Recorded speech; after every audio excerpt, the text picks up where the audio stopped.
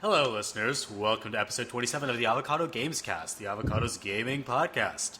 I'm Merve, and today we're going to be talking about level design. But before we get to that, let's meet the folks who are joining me today. First up, he keeps getting creationist junk mail for some reason. It's Science is Bad. Hello, I get all kinds of junk mail, so... I can imagine that. Next, he's out subbing while you're stuck here dubbing. Say hello to Kajigger Desu. Hola, ¿qué tal? Or, hey, how's it going for the Spanish impaired? Yeah, repping the Spanish-speaking contingent. Their quirk is getting Midoriya and Bakugo to finally hug it out. Give a warm welcome to Penny B's Hero Academia. Hi, everybody. I'm glad to be here on this OC discussion podcast. Oh, yeah. Gotta get those OCs I in didn't there. sign up for this! None of us signed up for any of this. Is And Misha Barton going to be on? No. probably. And finally, he's a pinball wizard and a Final Fantasy fiend. It's Andy Tuttle. Hey, what's going on, everybody? I definitely have the best name here. It's fake. It's not my real name. I promise. We won't You say could have it gone out by loud. like Bandy Buttle. Speaking of guys, speaking of fake names, how do y'all feel about Sleeve McDykel and Bobson Dugnut?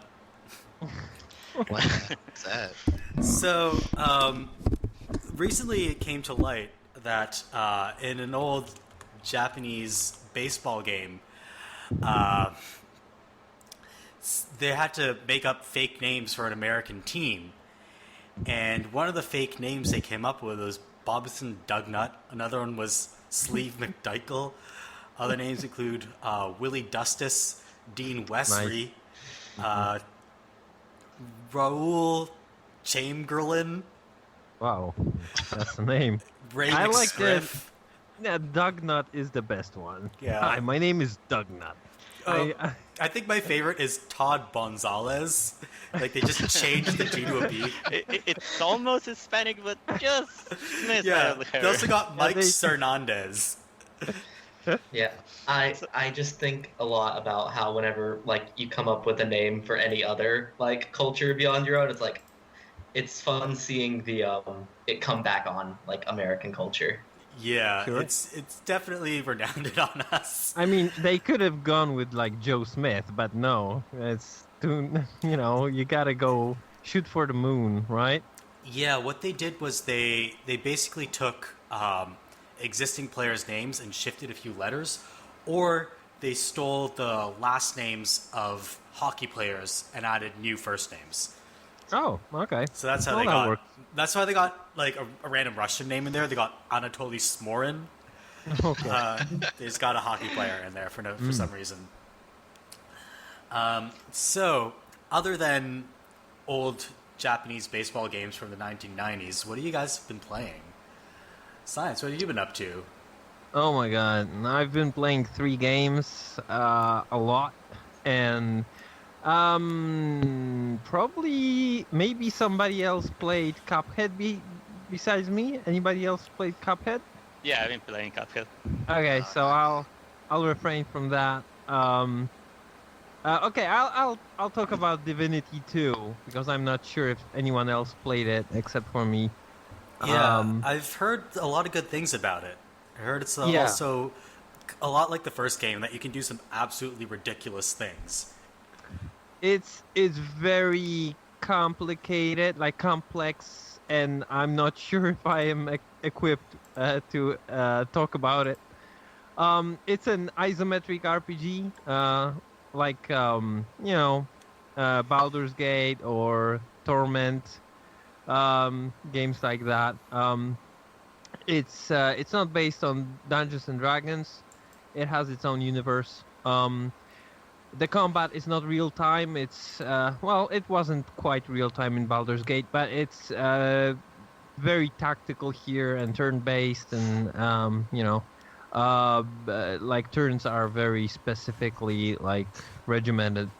So is it more like, is it tactical in the sense that positioning matters a lot, or is it just like, okay, so it's not like your standard JRPG turn-based battles? It's not like that, but you have like it is about positioning, and like if you're higher up, you deal more damage with a ranged character, and all that. But also it has like kind of a old Fallout style battle. You know, like Fallout 1 and Fallout 2. You have action points like green pips at the bottom of the screen, and different actions like take different amount of those action points. So the combat is like it's hard to talk about because I've been playing for 19 hours and I'm still in the first area. It's one of those games. It's a really long one. Yeah, yeah. It's set to take about 100 hours. Oh dear. Yeah, but the combat is really well done. The game is hard as shit, but it's like a lot of skills like intermingle. Like there's very good like harmony. You can feel that they really worked on combining different skills together to make combos. And even combos that you don't even think about, like an enemy can like cast a spell called something about blood rain, not the game, the spell. So basically blood rains down from the heavens and damages you, but my character is a necromancer and can heal with blood pools, so while standing in the rain he can also use a skill to heal himself. Yeah, so and he can also freeze the blood so that other characters will slip on it, and like this creates some really crazy shit happening on the battlefield, and you can make some really neat combos and like I think Blood Ice is pretty ridiculous just by itself. Yeah, it's neat. It's very hard though, and also the conversations, the role-playing aspect of the game, like talking to people, character interactions, is also very robust. Like everything in the game is voiced, even narration. Every little bit, yeah. It's a Herculean effort. I don't know how they did that, but every dialogue in the game, everything is voiced. Kind of puts like I've been playing like Persona 5 and Danganronpa V3 recently, and only like a third of the lines in each of those games is voiced. So yeah. Playing this is this is insane. I have no idea how they did that. It's very impressive. And you know, it's also the companions that you're traveling with are very interesting, and they are chiming in very frequently on the situation and every quest you kind of complete, and you're in the middle of, they can like talk about it, and they have their own agendas and own quests. You can also control them. You know, you can like talk as them to people. Oh boy, there's so much in this game. Like I've been playing for 19 hours, and I don't think I've even scratched the surface. Yeah, I've seen all there is to see. No, it's just like a huge game, and it's very impressive. Like I think it's the best RPG I've played in a long while.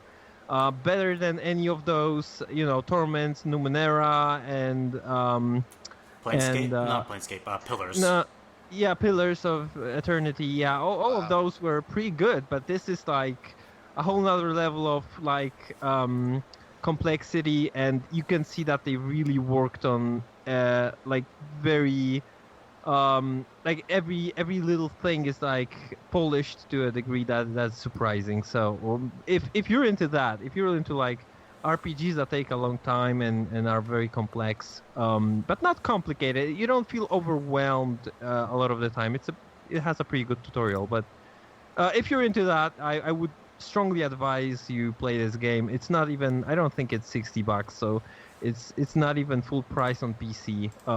It will come to console because it has a very good Xbox 360 and other, I think PS3 also maybe controller support, PS4 sorry. So if you're willing to wait for a console release, I'm sure it'll happen. It's $45 on Steam. Yeah, $45. Yeah. So that's a steal. It's a highly recommend this game. It's fantastic. So that's my game. I'm very excited to hear like a good second opinion on the writing in the game, because there was a tweet I saw the other day. It described the game as having the absolute most realistic lesbian dialogue in any video game ever made, in which like you choose to flirt with one of the characters, and like the second they respond, one of your options is like break into a cold sweat upon realizing that line has actually worked and stammer something unintelligible. Yeah, the writing is. That's amazing. Yeah, the writing is My life right excellent. there. And it continues with like, then the person, like, if you choose that, the person responds like, sorry, I didn't catch that. And then your other option is blush intensely and say you have to go, which relatable. It sounds like anime. Uh, you know, a lot of like when I'm talking to the companions that you have with you, there's like a system where they have affinity for you, and you really want to pick the thing they want to hear. So it's kind of like a dating sim at times. Oh, So it's there like you Dragon go. Age, where instead of a morality system, you kind of want Yeah, you yeah. say what makes people happy. Yes, exactly. That that's a little bit. They made the same system in so many games. I wish this game like kind of switched up, kind of like tried something else, but it works. So I'm not, offended by the simplicity of it. But a lot of the time you're just like, oh, what's this person wants me to say at this point? It's like exactly like real life. What about resource and item management on the game? Because those were the things that are really annoying for me in RPGs. Oh, when it comes to there's no I don't. What there is encumbrance, but it's like I have like hundreds and hundreds of items, and I still haven't gotten over encumbered. So you can collect everything, and you don't have to give a shit about like collecting it. But when it comes to like managing it, it's pretty good. It has some nice tabs for you to like locate everything. But once you have like 100 items, because you can collect most things in the game, like barrels and chests. You can. I couldn't unlock a chest, so I just took it with me. and I was just carrying it for 10 hours until I've gotten a lockpick, and I opened it and I threw it away. So, yeah, this game is great. Amazing. Yeah, this game is full of stuff like that, and I really recommend everyone checking it out, even if you're maybe not a fan of those, isometric RPG games, because this is something special. Yeah, like I'm not generally a huge fan of that genre, but everything I've heard about the Divinity Original Sin games makes me want to check them out. Yeah. So I might give them a look. Andy, what have you been playing? Oh man. Well, this week, I think it was this week, the new Pinball Effects game came out, Pinball Effects 3. Yeah, so you're playing that. I've been playing that a lot. They added this new feature where it's a matchup, or maybe it's not new. I don't know. I don't remember from FX2. But basically, you go in and they give you 4 tables for the week, and you play them. You get a score.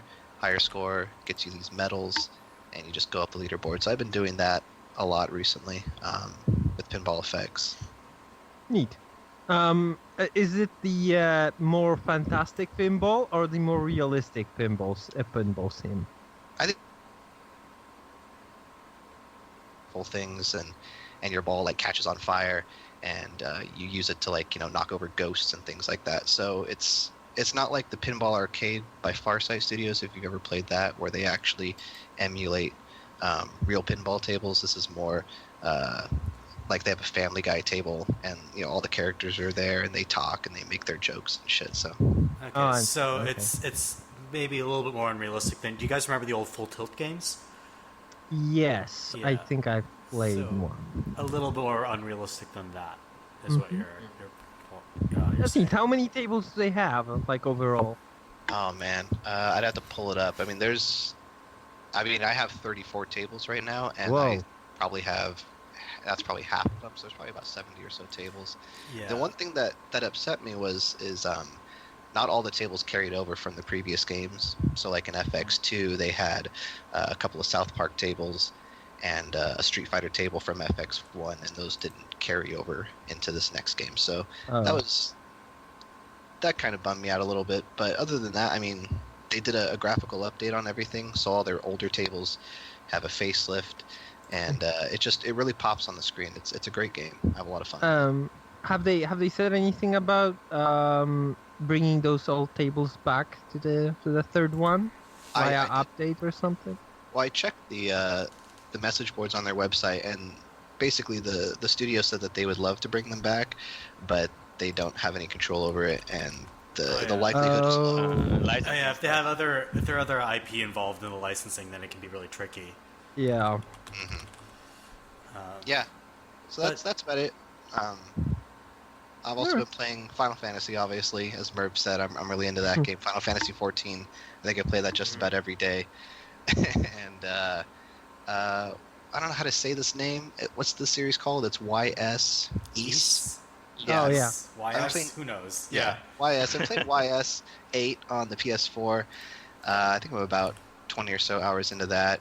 And I'm having a lot of fun with that. I've never played an East game before, so I didn't really know what to expect. I was thinking more turn-based, but it's actually like a hack and slash RPG.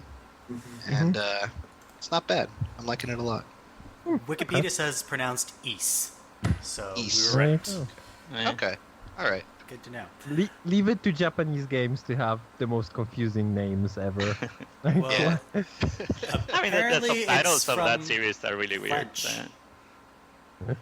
Like the Kingdom Hearts series is like I think the weirdest in the naming convention. I don't know what you're talking about. 358 over 2. It's just rolls of the tongue. Yeah, Like dream drop distance. Yeah. 2.8. 0.2 final chapter prologue. Yeah, what even is that? I don't understand Kingdom Hearts at all, but I have a couple of friends who are just obsessed with it, and they've played like every game in the series, and I cannot understand, like, it's an RPG where there's Goofy and characters from Final Fantasy. It just, I mean, I'm sure it works when you play it. It just seems so bizarre as an outsider. Has anyone played it? I've played like every game in the series, and honestly, I can't explain everything either. Like some of it just goes over me too. But like I play it anyway because it's fun. Which one do you like the best? I would say the international, like the re-release version of 2 is probably my favorite right now. Like the final mix that's on the HD collection, just because like I think it added a lot of extra features, and like the combat is probably the most fun in that version of the game. Like with the reaction, like there's reaction commands where you can do a lot of really cool scripted attacks when like fighting certain enemies, which is really fun. And like it's like probably one of the more accessible versions of their combat, I would say. Like some of the newer games have this weird like chip like system where you equip each skill you're going to use, like, and they have cooldowns and everything. So they're like Nier Automata's system. Yeah, it's a lot more straight up hack and slash in 2. Oh, interesting. Interesting. So I take it you, Penny, you haven't been playing a Kingdom Hearts game recently because Kingdom Hearts 3 still isn't out. What have you been playing? Well, I've been playing a few games. I just finished a couple weeks ago a like 100% playthrough of Final Fantasy X2 or 10-2, I guess. God. I mean, I will say that it is probably one of my favorite Final Fantasy games, but do not go for a 100% playthrough because that's just ridiculous. I have. How are you still alive? I mean, it was a literal like a month or 2 of effort. So, but I have Sorry, I need to chime in here because I've got a story here. I played X2 multiple times, and the third time I played it, I said, nah, fuck it. Like, I am never going to get that 100% if I'm not going to use a fucking game pack. Oh, so, I did that, so. Yeah, and I used the game pack. Like, I said to myself, okay, I'm not going to use it all the time, but, like, just here and there just to make sure that I've done everything. And then, by the, like, second to last chapter or something, I don't know, I'm looking at the percentage and I'm like, there's something not quite right here. And I'm going to the fight. It's like hours and hours into the game. Like, it's the second to last chapter. And I'm looking at, okay, what haven't I done? And I'm, okay, in the chapter 4, sleep in this one bed in a fucking airship one time, and you're going to go up 1/4% or something. And Yeah, if you're not going to do that, you're not going to get fucking 100% in the Oh game. my god. There's even worse ones. In the first mission of the game, first 10 minutes, if you don't walk off to a certain like hidden path and interact with one character, you lose 100% for the whole game. What? I ended up Fuck. and there's a secret ending you only get when you get 100% completion is the worst part. But I ended up cross-referencing like 3 different guides with each other as I played through, and I had like I would make a new save every time I saved. So if I messed up, I would just go back a few saves. Yeah, that's a smart God. move. That's a smart Um, move. I wasn't smart. I threw my PlayStation 2 into the garbage. But I've also been playing Yakuza 0, which if you Oh, know like God. anything about how I play an open world game, it means that I've spent maybe 20 hours on the game. I'm in chapter 5, and of like 16 or so, I think. Yeah, I think And there's- I've already done like 75% of every side quest or something. Oh wow. Oh man. So this was me in any open world game. Don't play them like I do.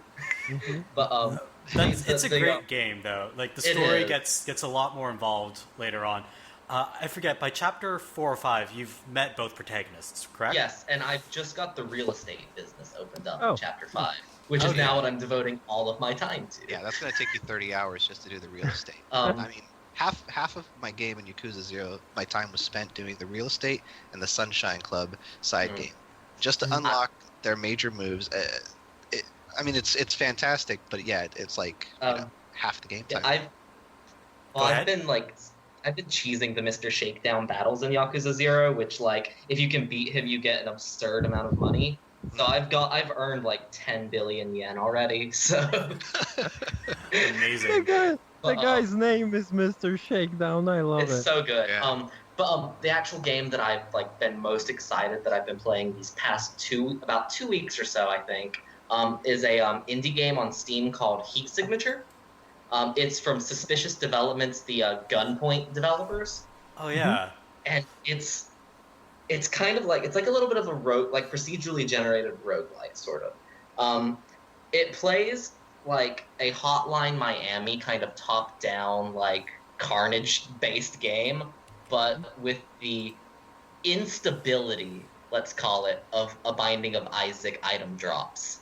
Where you get these incredibly like overpowered combinations to like completely wreck what you're doing. But the setup of the game, like there's really no setup to the game. You start the game for the first time. There's no like dev's name. There's like no title cards or anything. It immediately pops you in the game, and you pick from like a group of 4 characters. They all like randomly named, randomly generated. Which the names in this game are amazing. It's Like very Bob's friends Doug that- Nut amazing? kind of.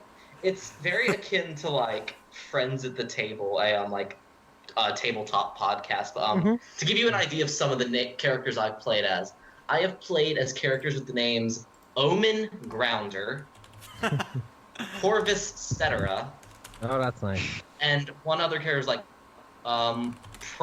Proxy Nocturne. Nice. It's very oh, good. nice.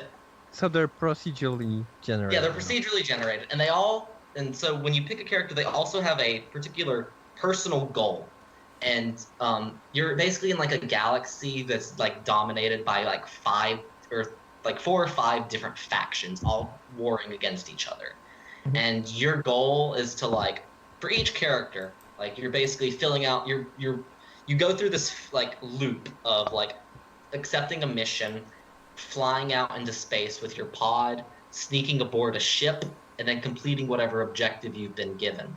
These objectives can range from steal this item, kill this person, capture this person, or like hijack this ship. Mhm. So And- is it a little bit like Invisible Ink?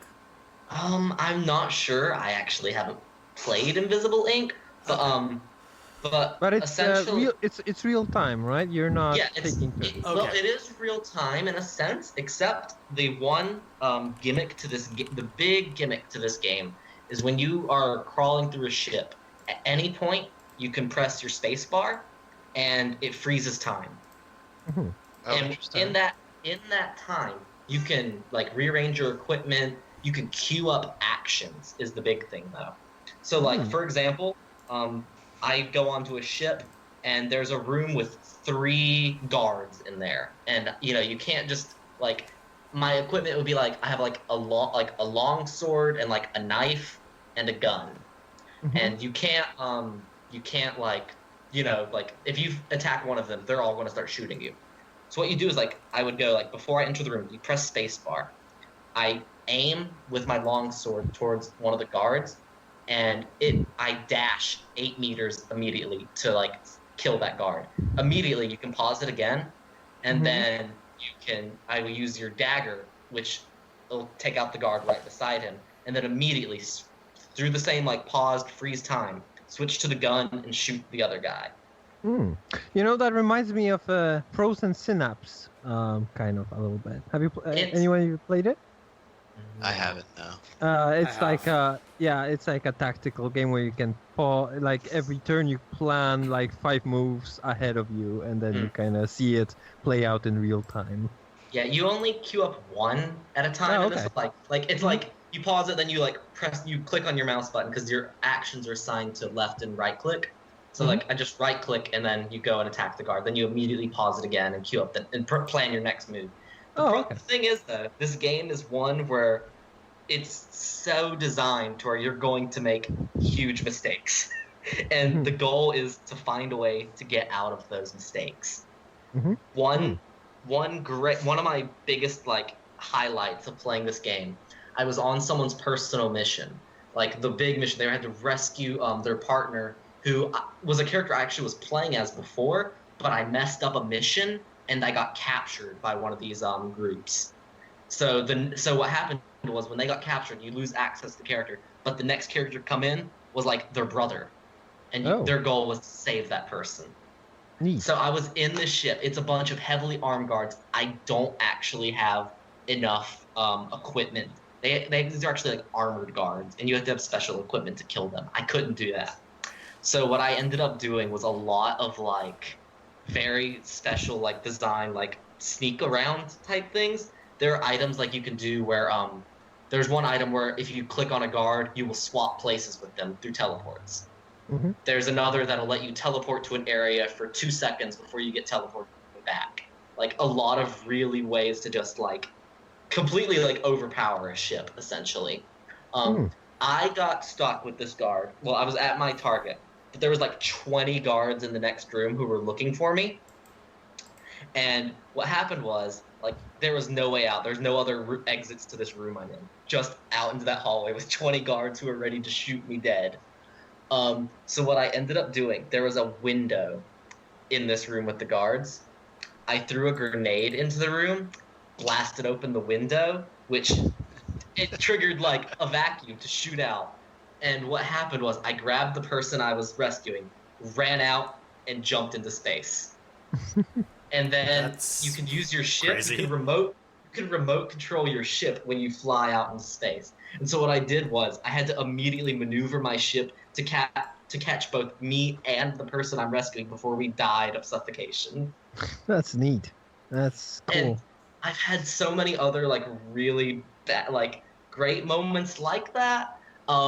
Also a lot of bad moments, like the time I tried to sneak into a ship and they shot me down with a missile, and I only had like reserve fuel to get back home, and I missed the shot, and my character suffocated in the vacuum of space. Oh. But it's a just roguelike, right? Yeah, kind of, Okay. like in that sense. But you don't really. Each characters afterwards don't really get progressively better necessarily.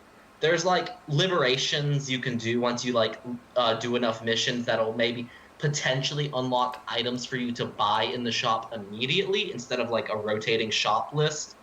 So like you can kind of do that, but like other than that, no. You only get equipped by what either you buy in a shop or what you find on a ship, and there's no real like carryover. Like when the only kind of weird carryover that happens is the game actually has an interesting collaboration between you and your Steam friends. For characters that like get captured or characters who retire, like when you retire, you get to pick an item. You get like an item that meant a lot to you or something like in your playthrough with that character. You get to name it, and it gets passed down as an artifact that can appear in your friends' games. Oh. Or Cool. the characters, Interesting. or the Wow. characters that get captured can also appear like in your friends' games. So it has Okay. that kind of interaction, but Okay. there's no other actual like real progression as much. Like it's not a game I would say that you like binge a lot of at a time. I've been playing it like in sessions where I would go through one character's like story, which there's not really a story, but like much is what you fill in kind of in that narrative.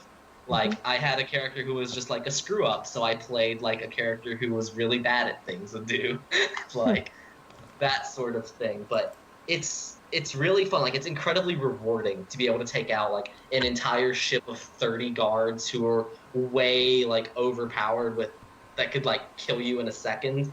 It's really fun, and it's not even it's a very cheap game, I would say. Like it's $15 on Steam. There's a supporters edition they have as well. It's an extra $15 for 30, which comes with like prototypes of the game as well as like director's commentary and a soundtrack.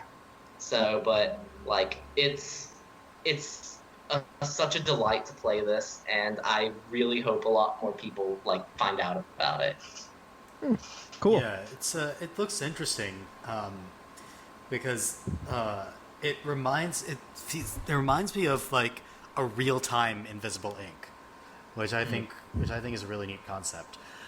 I mean, it kind of reminded me of Transistor, though, with what he was talking about the battle system, with the queuing of the actions and all this stuff. Yeah. Okay. Yeah. Kind of like that's that. yeah, and they're also transistors. Well, it's isometric, not top down, but similar perspective with Yeah. transistor. So now you're talking. What have you been playing? Well, as I said before, I've been playing a lot of Cuphead. Well, my my Steam counter says I've been playing 53 hours, but that's incorrect because I left it open without realizing. So Okay. a friend messaged me like in the middle, and I like, hey, are you still playing? It says 53 hours. Are you insane? Like, no, dude, I need to turn this off. So my computer didn't catch on fire, so I think it's fine. But well, basically, I mean, I guess most people know what Cuphead is, but if you don't, it's just like a run and gun game. That the main catch is that it has this 30s cartoon aesthetic, Yeah. which makes it just utterly gorgeous, and probably is gonna be like a timeless game. I don't think this game will look bad ever. Like, and you know, a lot has been said in the reviews and whatnot that it's Dark Souls hard or whatever. I don't know why they make that comparison. It's basically Control, lazy. Metal Slug. yeah, like it's like every run and gun game from before that. Those games are hard. Yeah. Like I die in like 5 seconds whenever I play one of those. I was just playing Contra 3 the other day, and I died like in the first bullet almost. Like these games are like that. But and I think also most of the game is like a boss rush, and I think that's where it works better because it also has some run and gun levels, and those levels are kind of like they don't have much. But the bosses are really, really good. Like every boss has like 3 or 4 different forms, and every time you die, it tells you how far you were into the boss fight. So that's also pretty good because you don't. It's not like in the old school that oh man, it's getting red or it's shining or whatever. In this one, it has several flags that indicates the different forms that it's gonna change. So every time you're like, man, I'm so close. I just need to play a little more, and it just by the time you realize that you've been playing like 3 hours straight, and it's like, and you need to let it down. Yeah, it because sounds addictive. It is addictive, and it's also it's hard, but it's not like arcade hard. You know, because arcade games usually cheat you. Like it has a lot of cheap deaths because they want your quarters. This one is hard just because At least every time I died is because I done something dumb. Like I knew what I did. It's not because a bullet came out of nowhere or something off screen killed me.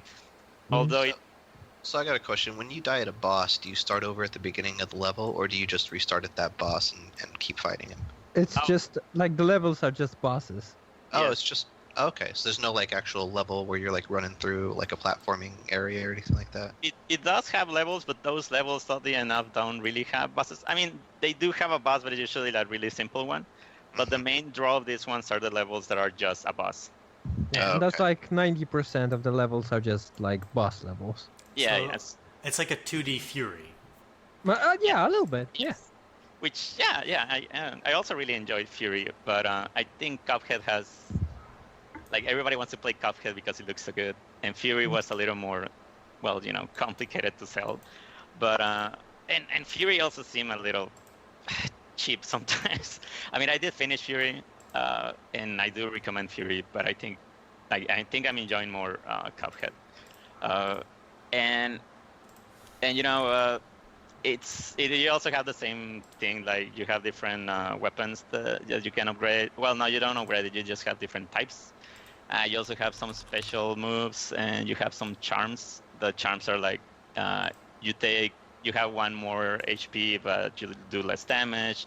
But the one that I use, and the one that I recommend everybody use, is when you dash, you disappear, and that allows you to do like a dodge. And I hope everybody does that, because if not, it's pretty hard.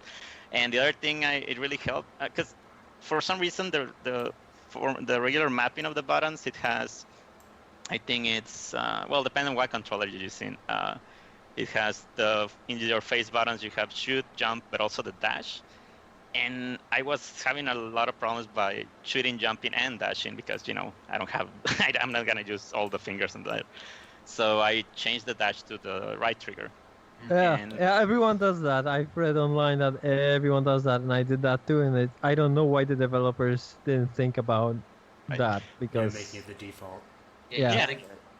You gotta give me Mega Man controls. Exactly, that's what I did. I'm playing it like I'm playing Mega Man X. And I mean, Mega Man X, you can also dash with 404, but I mean, you just usually use the trick. Like nobody did the other way. So I've been playing that. I'm on the third island. Well, the third part of the island. Like basically, the plot is that you have to get souls for the devil. So every area you have to defeat all the bosses to get to the other one, and Mhm. that's pretty much it. And you just keep going and going and going until you get burn out every day. Like I play one or two bosses every day because I cannot really go with more. I think Yeah, it's not a game you can really. I shouldn't say speedrun, but it's not a game you can really play for long stretches without getting tense, I'm guessing. Yeah, and it's and I don't know. It also has some levels that are not run and gunnish, are more like bullet hell, I guess, because Mhm. you transform into a plane, and in those ones it's basically just gradius or things like that. But and as usual in those games, you're not really thinking about hitting the thing. You're just thinking about avoiding the things that are all the bullets. So I mean, it's enjoyable. I really like this whole type of game, so I've been enjoying myself. I do recommend it, but if you don't think you can handle, I mean, I think the difficulty has been overstated, but it's also nice to just do a let's play. I think everybody needs to at least see this game because it's just gorgeous. Yeah, I think it's the kind of game that it's not really something I'd enjoy playing myself, but I'd really want to watch somebody play it. So I think I'm going to watch a Let's Play of it. Yeah. So- It sounds like the kind of game that came out, back in the 80s or 90s on the NES or Super NES, and I don't know if those are just people just think those are too difficult now, or if they really were that hard. I don't know. What do you guys think? Is that? I mean, fair? I was super young when. I mean, the NES was before my time. The SNES, I was super young, like a toddler when it was out. So any experience I have with those games is, the experience that a 5-year-old can have with a video game, which isn't very much. Yeah. So I played a bunch. Why the oldest guy And- here? Jesus. Nah. I played a bunch of NES games and I played Atari games too, man. Oh, there we go. Yeah. So yeah, NES games sucked. No, I Come use on. cheats. I use cheats for Contra, and like I was too young that's to be true. really that patient with it. But I very rarely completed a game. I didn't even complete Super Mario Brothers. I was very frustrated with it. Oh, I don't have the patience to like bash my head against the wall and like. Oh man, we Oh. had effects and everything. I mean, that's the thing. When you're that young and you're playing a game, you never complete a game. You just play the same levels over and over because it's super enjoyable to you. When you're an adult and you're capable of it, you just tear through games really quickly because now they're easier for you. Your fine motor skills have developed. I mean, I don't know. I guess I was a really stubborn kid because I did finish most of those games. I finished Contra, I finished Jackal, You're and those types of things. insane. But I mean, the thing is that, and I think most folks now, yeah, they don't have the time, and also they don't have the patience to like, oh man, I died and I need to restart the level again. Like in most games now, especially boss fights that have several parts, if you die in one of those, you stay in that part. You don't go and have to defeat the thing from the beginning. And I think most gamers are used to that. And when they go back to like this thing, like having lives and things like that, it's like, wait, no, Yeah, I I just mean- checkpoints. That's also a holdover from the arcade era. Yeah, That's true. That's true. Where it made sense to have lives because once you're dead, you have to plug in more quarters. But nowadays, now that our home video games are so far removed from the arcade space, it doesn't make sense to have that holdover as anything other than a legacy. Yeah. So Another thing there was Yeah. there was one thing I think I remembered reading a while back was like also from like a hardware limitation like side is that like the consoles weren't necessarily like built enough to like have a really like for a lot of the games back then were like pretty short games in Oh, terms yeah. of actual content. So like to make sure that people like had enough like play value out of it, they made it hard enough to where it would still like comparatively take such and such amount of time, like such a long time to beat these games. So like people wouldn't like finish it in a night and then be like, what now? Especially like I think with the prices of games a few decades ago being horrific. Right, and Contra was. Yeah. Oh, mhm, sorry. Con- And it yeah, also no. wanted Go to ahead. be like, sorry about that. I think Nintendo was also really against that. They wanted to not make them like rental games. Like, you could rent it in a weekend and finish it in a weekend. That's, Yeah. not good for Mhm. business. Yeah.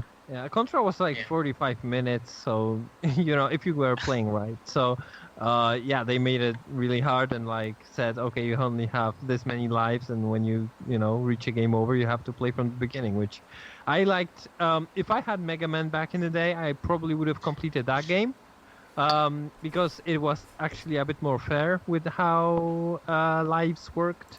But most of the games I have had, like, started you from the very beginning, and you were like, oh no, fuck that. Oh, I know. If So, you wanted to yeah. beat Super Mario Brothers, you had to play it all day. Like you couldn't Yeah. you couldn't play it for 20 minutes and then turn it off and then come back to your save state. Like you Huh. had to play it and that was it. You were done. Yeah. If you didn't beat it in one day, you played it the next day. Yeah, from the I'm beginning. not sure when password systems came in, but they weren't at the beginning of the NES run. So, most of the games at the beginning there didn't have like any kind of save state. Later on, like with Castlevania games, those were a little more lenient. Yeah. Yeah. yeah, Yeah, I I don't mean- know how people survived in the era before save states because that's a They little bit didn't. before my time. and, But, yeah. and when they ported things like Metal Slug to consoles and whatnot, what they did is that you didn't have to finish the whole game in a one sitting. It saved that you finished World 1, so once you pick it up again, you start from the second one, and they have to change the whole thing because people Right. wouldn't finish the whole thing in one sitting. Yeah, the Virtual Console had a save state button Yeah. Mhm. that you would push and then it would just save. Like I'm still playing Ninja Gaiden. I Oh think I'm on- god. Oh god. Yeah. And I'm on Oh god, what's that mountain stage? There's like a mountain stage, and all those birds keep flying down and knocking. Oh, those fucking Laugh birds, evil man! birds. And I hate have, those birds. so I've got my Nobody save likes state, them. like right before all those birds happen, and I'll make it to the boss and then die, and then I'll just reload my save state. It's just Yeah. it's a Although, truth it's be told, that game was hard as shit, but it had it didn't start you from the very beginning of everything. It just like started you from the very beginning of the stage, from what I remember, right? right. But if you turn your Yeah. Nintendo off, Oh yeah. that's another. Well, way. that goes without saying. All those games were assholes. But you know Re-release. that's how you pause the game and then you turn off the TV, but not the Yeah, NES, and and you you lie say, to your mom like, "Mom, hey, no, it's Mom, off. don't turn off my console. This is important. Mom, come on, okay, please." And then you go. Mom just throws her and then- console out the window at that point. Yeah. You keep telling her. Yeah, that's I mean, what my happened. mom used to hide the AC adapter, so I couldn't play Oh, anymore. that's really funny. My mom, Oh my God. my mom hid the controllers, so that's her Yeah. role. But The, Sorry, this is off topic. Yeah, go ahead. Yeah. Did your parents play games? When you were kids, did they like your games at all? my mom loved River Raid. She loved that okay. game. And then some puzzle games here and there, but never very like into it. My dad, when I was very young, my dad used to play Prince of Persia and Commander Keen, and that was when Yeah. I was super young. But I don't think he's really played a video game since I was a little kid. He'll sometimes play this Breakout clone on his old BlackBerry. He used to play that, but other than that, he just doesn't play games. And my mom has never played a video game. Does she not like them, or like she against them, or she just not into it? I mean, I think she was against them when I was younger, but I think she's past judging me for the video games I play now, because I'm an adult now. I can go out and buy games and You and can play them on waste the your weekend. life however you want to waste. Yeah, I your can life. waste my life however I want. I mean, if I have free time, I can stare at an empty room or I can play a video game. Those are literally my only options. But Same. yeah, it's more like everybody has their cultural blind spots. Like for me, it's comic books. I've read maybe 2 in my entire life, and for my parents, it's video games. So Sure, yeah. I mean, my mom did play, but only one game, Dr. Mario, and she's still really good at it. And she started the game. You know how you select the slider for when to start? She always started at level 20, and I was like, how is that even? Yeah. That's insane. It's completely full of viruses, right? And Yeah. she just finished it, and she's like, oh yeah, I'm sure I'll keep Oh, you playing. reminded me. My parents also played a bunch of Tetris. Yeah, I Yeah. think everybody's mom played Tetris for sure. That game is like that. It crosses any cultural and any boundaries. You kind of know what you gotta do when you start playing it, and yeah. Yeah, a friend of mine let me borrow. Oh, sorry. I was Go gonna ahead. say my dad's on the younger side, so he'd play a lot of PS1 games with me.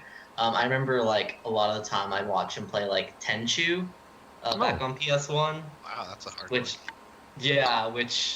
yeah, I tried it once. Did not go well for a 4-year-old. But now both him and my mom, who didn't really play games, they're really suckered into the Facebook mobile game kind of gotcha type Yeah. stuff. Oh. For sure. She's always sending me invites for stuff. I'm like, Mom, I don't want to play Agatha Christie or whatever this is. Mhm. there's an Agatha Christie Facebook game.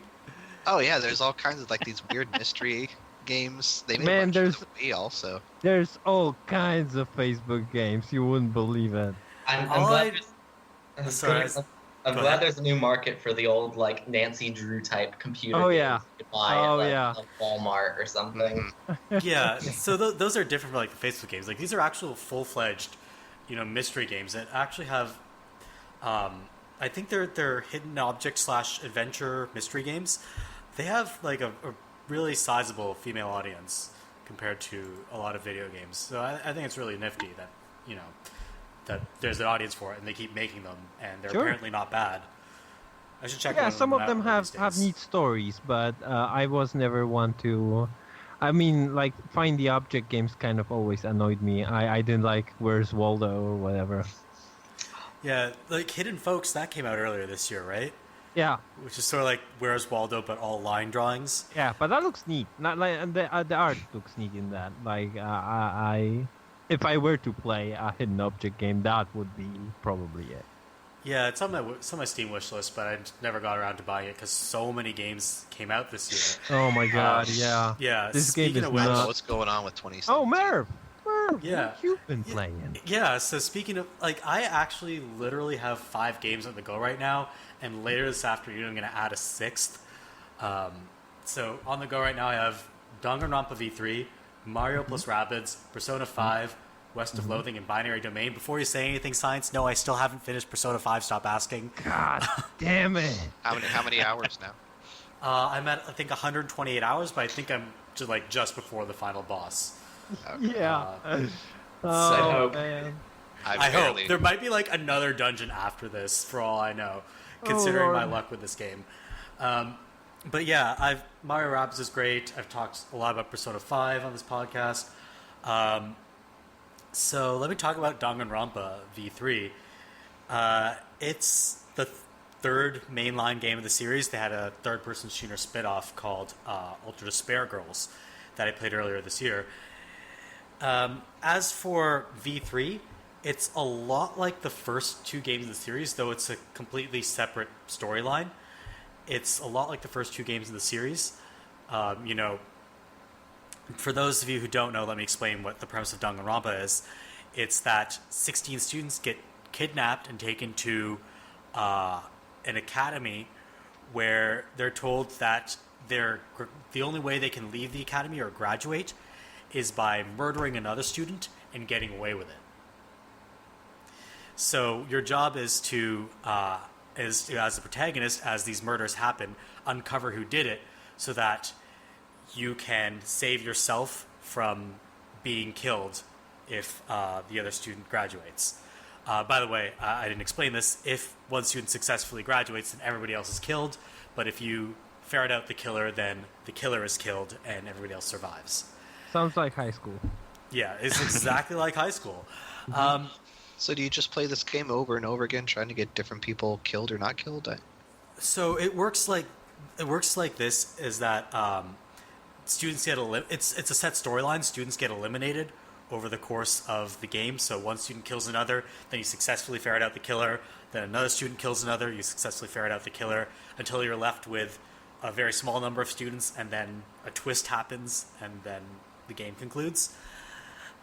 So it's that similar format, but I would recommend that if you want to pick it up, you play the other games in the series first, even though it's a reboot, because it's a very meta game, and some of the twists won't make a lot of sense if you haven't played the first 2 games.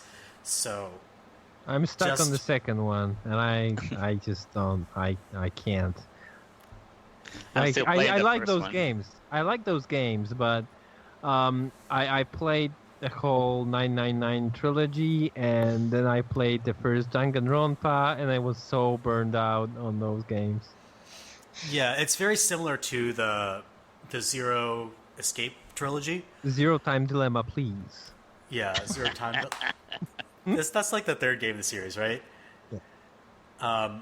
In any case, it's very similar to those games, but when it was being created, I think the 2 creators of those franchises were talking a lot about the concept of a mystery game surrounding murder, and they went off and essentially did their own thing. So these are like 2 significantly different takes on that kind of premise, but they do share a lot in common in terms of their premise. Yeah, and both are very good visual novel kind of games with like interactive elements. The 999 is more like the Zero games are more puzzle kind of figure out the puzzle in this room and then like escape room kind of thing situations, and the Danganronpa is more like Phoenix Wright find the find the lies and Yeah, find the logical flaws in what people logical are saying. flaws. Yeah. Yeah, And it's- you know, Contradictions. also like the Phoenix Wright games, the most exciting part are the trials. The trials are just great. Yeah, so here the trials are really the centerpiece, where you put, where everybody, all the surviving students gather and they debate who the killer is, and then you all vote on whom the killer is. So, how do you like this compared to the other ones? I would say I'm only 2 trials in. I just finished the second trial this morning, so I don't know if I can really form an opinion, but I have to say the first game of the series is by far my favorite. The second is a little less good. The third has done a lot of weird and frustrating things so far that I'm not really on board with, but it is a Danganronpa game, so it's working from a pretty high baseline of quality to begin with. Sure. And from what I've been told, there are a lot of huge twists in this game that down the line will sort of recontextualize what happened at the beginning. So I might not be able to form a really strong opinion on it until I've completed the whole thing. Yeah, Okay. I haven't played any of the Danganronpa games, but like I've actually know someone who's been playing through V3 right now, and I would say for like them, I think what I heard was like, I think they said it was maybe they liked it more than 2, but like not as good as the first one. So I don't know Yeah. if that ends up being the way it goes for you, but I think me and your friend, we're probably outside the norm. For most people, the second game of the series is the highlight. Interesting. Yeah. This The just second game like does some- Zero series. Yeah, the second game does some really interesting things. And the twist Now- is... The big twist is really obvious when you play that game. I'm not going to spoil it. Merv, but- please. yeah. Merv, please, don't. Although, I'm gonna say, Yeah. first 5 minutes I'm playing the second game, I knew what the twist was. I never read anything about it till this day, but I know exactly what the twist is. No, it's super obvious Yeah. what the big twist is, but the way they get there, like, let me put it this way. I knew the broad strokes of the big twist, but the background is pretty much impossible to guess. You're not going to guess why the big twist happens, but the big twist, I think, it's so upfront and in your face that I don't think it's even really meant to be a twist. Maybe, but they keep it like they don't talk about it. Like it's so Yeah. obvious. Like, oh yeah, this is obviously what's happening, but they're like, I don't know, we're just here. I don't know what's happening, and I'm like, God damn it! Like you have eyes, don't you? Really big eyes, by the way. Yeah, really big eyes. Not like what's that visual novel that I'm thinking of? Clanad. It's not like Clanad style eyes. There's like a million visual novels, Merv. I didn't know which one you were going to pick. There's like million of them on Steam, all of them. Yeah, Clanad is just known for having the ridiculously huge eyes. Yeah. Like it takes Moe to new levels that make it not cute anymore. Any case, that's why I'm playing Danganronpa. It's a fun game.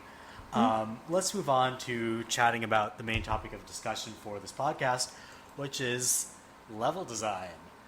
Yay! So, yay! Yay! Woo. I'm excited. Yeah, I'm excited. We got like 40 minutes to chat about some of our favorite levels in games. So I think this is a topic that we've sort of touched on in previous podcasts, but we never really devoted a podcast to discussing this. And it's something we actually talked about in the previous podcast. We were talking about the failures of Ukulele and how its level design makes it a very frustrating experience. So what I want to get a sense of before we dive into really what makes a good level is to ask you guys what your favorite levels from video games are. So, Science, do you have like a favorite level from a video game that you want to talk about? Sure. Yeah. You have to like. Good. You have to like go with me on this, okay? Like, hold on. So do you know Doom 2? Maybe. I know it exists. I've never played Yeah. it. Okay. Well, it's a good game. Maybe you should. Okay. So Doom 2 levels are garbage. they're basically they're They're the mazes, worst. right? Yeah, they're not such much. Not okay. So I'm okay. So I have very strong feelings about this, unfortunately for you guys. Um, so basically, they're well-designed levels, but most of them in the second half of the game have a twist to them, like usually a stupid secret, something that nobody should put in a game that's a first-person shooter. So basically, you can spend like 20 minutes on a map just walking down hallways and pushing the spacebar and just hoping that as a wall will open up. It's stupid. It's the worst. Um, however, there Doom 1 had amazing level design, by the way. Yeah, Um, absolutely. yeah, and in 2010, so a while after the original release of Doom 2, came out an Xbox 360 version of Doom 2 with an added expansion that was made specifically for this version called No Rest for the Wicked. Or no, wait, sorry, no Rest for the Living, I think. And yeah, and the first level of that expansion is the best thing that Doom ever did, I think. It understands its game to a T. Like it knows exactly what it is, and it can build on those. Like people were making Doom levels from 1996, and they're making Doom levels till this day, right? So Yeah. they were very experienced with making Doom levels, and they knew the tools. They knew exactly what they were going to do. You can't play the expansion on the vanilla Doom. So if you were trying to,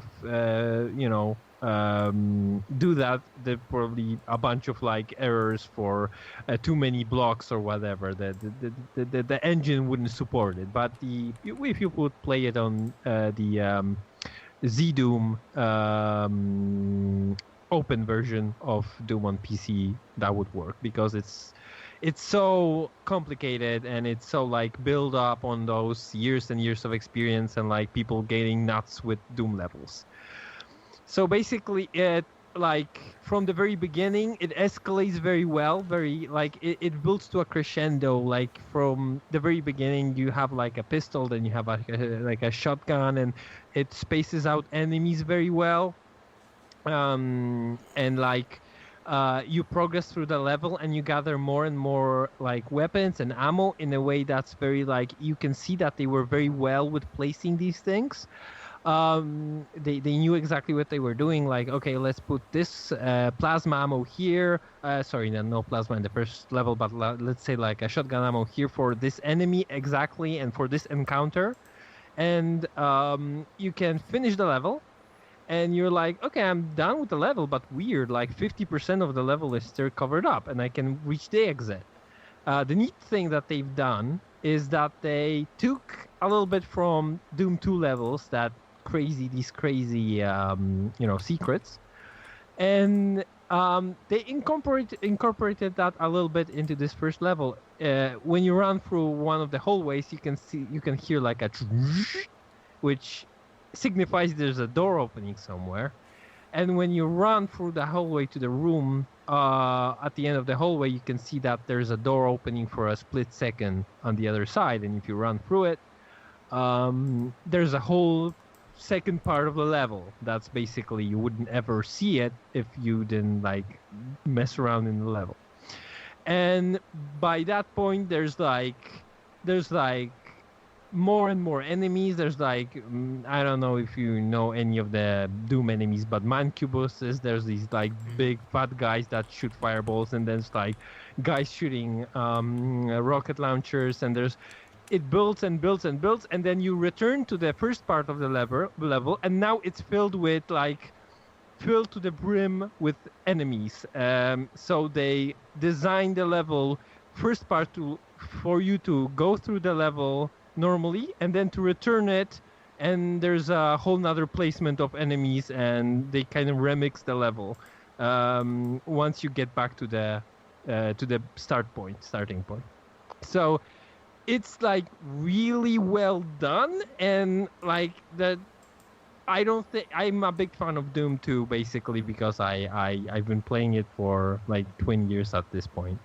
But this is possibly the best level that they've ever designed, and I include the mod community because I also play mod levels for Doom 2, and this is like fantastic. I've played it for like 20 times already because I enjoy it so much, and there's thankfully it also came out on PC, so I could have done that. Yeah, as a big fan of this old ass game, the way they really understand what's great about it, and the whole no rest for the living expansion, which has like 9 levels and one secret one, is fantastic. And it warms my heart that I bought it day one, and I was really happy with what they did with it. And man, it was a treat playing through it because fantastic stuff. I can co-sign on that. Not with like direct experience, but my younger brother is also like very involved with like the Doom modding community. So I've seen like that kind of level before, and like I can immediately picture like the stuff you're talking about in this level, and like that is really nice design to have something like and much more elaborate stuff that's not necessarily required.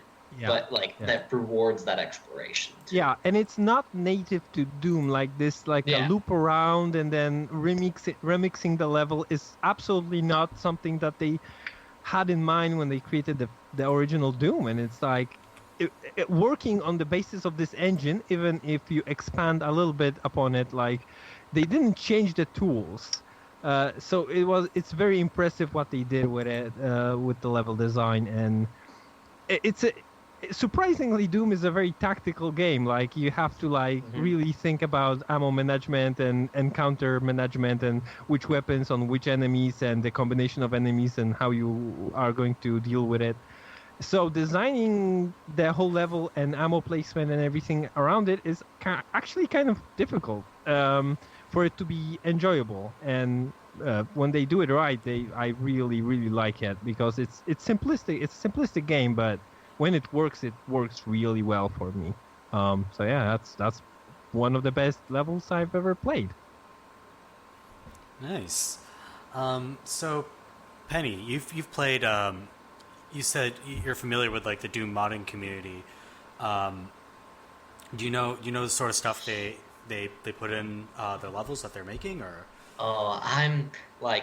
I'm not like firsthand familiar, like, okay. And my younger brother like has very specific interests in terms of the kinds of levels he gets involved with. It's a lot of the like really hectic, like just kind of ridiculous levels, I think, in the modding community that he gets involved with. But I've seen like the ways that like a lot of cool like art assets get like created as well, even in the modding community too. So. Oh yeah.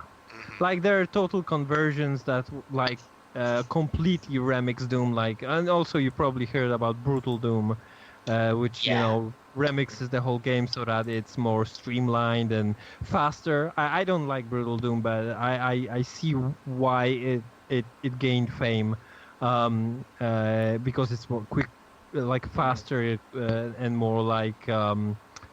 I don't know, maybe enjoyable on like a visceral level. So like you have, which is now that's weird because now that I think about it, it has these gore kills that when you kind of like are close to an enemy, you kind of decapitate him and shit like that. And after Brutal Doom came out, Doom 2016 did the same thing, basically. I think, right? That's just a very similar thing. Yeah, maybe some of the people working on that game were like either part of or inspired by that. Yeah, that was, now that I think about it, that's interesting. I think Brutal Doom came first. But they were working on Doom for so many years that who can say what the hell happened there. So, anyway. Yeah, it sounds like they've taken a really neat approach to level design where they're kind of remixing these elements. Yeah. Kajigger, what kind of levels are you into? Well, I got one of those newfangled SNES classics, so I've been replaying Yoshi's Island, which is probably my favorite game ever. And I'm on World 2, and I already played two of my favorite levels. So, first one is one that is just one of my favorites, but mostly because it's quirky. It's Touch Fussy Get Dizzy, which if I don't know if anyone has played, I guess most have played. Basically, I mean the level it's basically divided into parts. The first part is pretty straightforward. You have some of those metal walking enemies that you cannot destroy, but you get these things that roll and you can throw it at them, and it's more or less a standard level. But then you get to the middle ring, and then it starts the part that everybody remembers, which is Yoshi tripping balls. And the way it happens is that you have these floating, fuzzies, and if you touch them, everything just goes, starts undulating, and the music changes. And you get dizzy. Yeah, of course. I mean, but everybody's already tripping balls in the Mushroom Kingdom, though. Oh yeah. Oh, you know it. What do you think those mushrooms are? Yeah. Yeah, of course. He's hallucinating the whole thing. There's no Mushroom Kingdom. It's just some alley. But why are you killing those rats? Stomping on them and shit. Jesus Christ. And then he's kicking them. It's gross. Anyway, but yeah, and the level design in a way that it's divided, so it's not overly hard because they want you to enjoy the fact that you are dizzy. Like it has coins that you can jump to get, but they're not hidden or anything. And every time you jump, it's really hard to jump, but there's not really danger. And there's like only 2 or 3 pits. If you fall there, you're probably just gonna laugh because it's like you didn't really care because it's just fun. And the other level from that same game, it's the extra level on World 2, which is Hit That Switch. And I think a bunch of Mario Maker levels are kind of like that. And Hit That Switch is different it basically, like in most Mario games, you have some switches that you press and then some blocks appear. Mm-hmm. In Yoshi's Island, it has the red ones, and the blocks will appear for certain time. And you hit that switch, what happens is that you hit the first one, and blocks appear, and you need to run as fast as you can to find the second switch, and just go on and on that.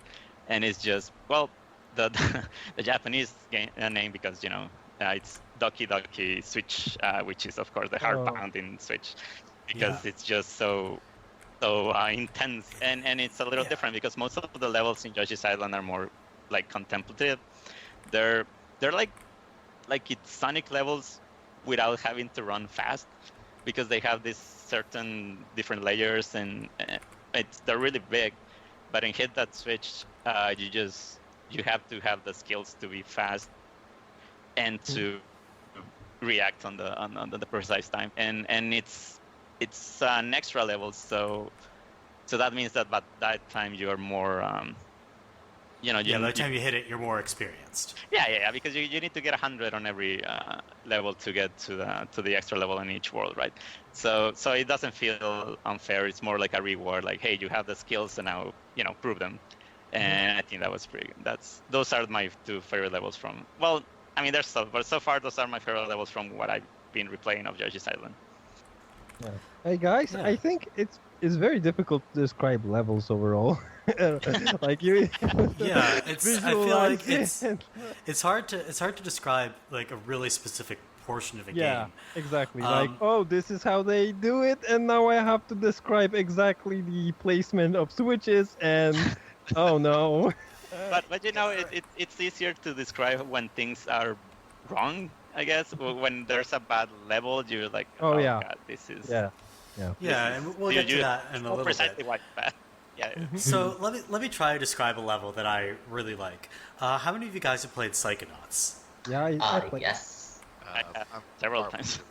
Yeah, Psychonauts is a game that I really love. It's one of my favorite games, and the premise is that you're going inside people's brains to fix whatever mental issues they're having, and each brain is this colorfully detailed platforming or puzzle world.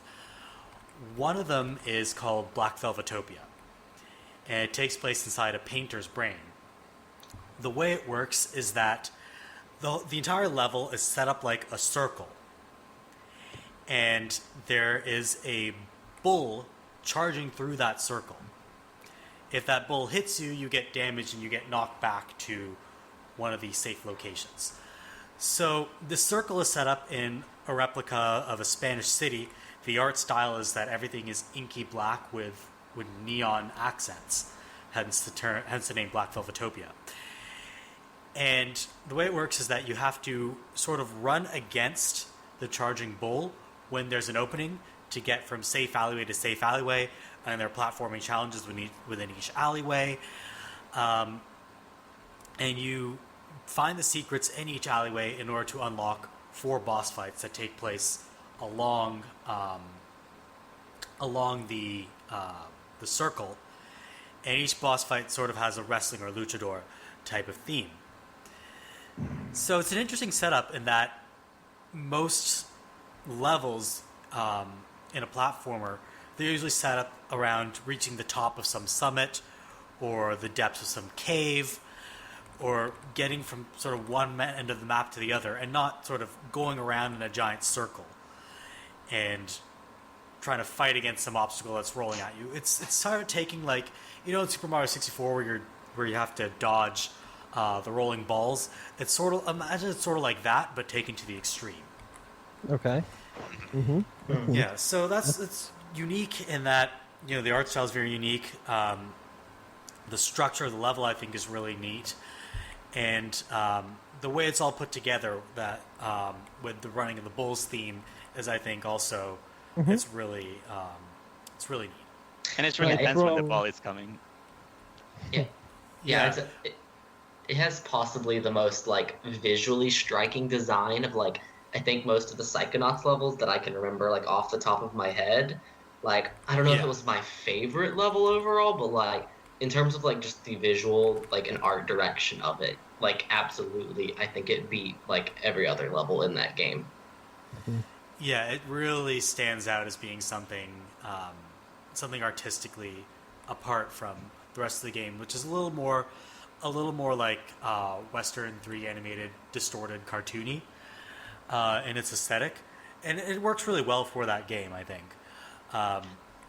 But it's really different from the rest of the game, the way it looks.